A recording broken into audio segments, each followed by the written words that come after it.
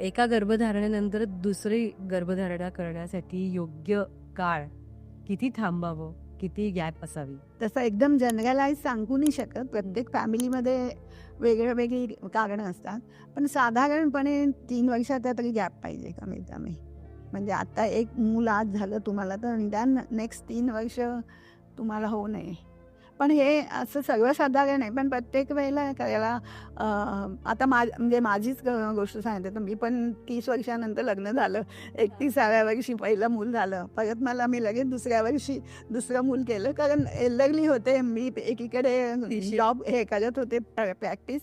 माझी सासू घरी असल्यामुळे ती बघत होती. ती म्हणाली, "चालेल, करून टाक लगेच." म्हणजे असं प्रत्येक फॅमिलीत वेगवेगळं असतं. पण ऑन एन ॲव्हरेज 3 वर्षाचा गॅप पाहिजे. अरे वा. कारण नाही, पण मला हे छान वाटलं ऐकून की तुम्ही सुद्धा त्या काळात तिशीचंच लग्न केलात. ते हे छान आहे. तेव्हा सुद्धा तुम्ही करिअरला छान चॉईस स्वतःचा दिलात आणि त्यानंतर फॅमिलीलाही तितकंच तितकं करावंच Balance लागतं टाकलं. आपल्याला. बॅलन्सिंग तर पाहिजे प्रत्येक गोष्टीत. अगदी अगदी बरोबर आहे.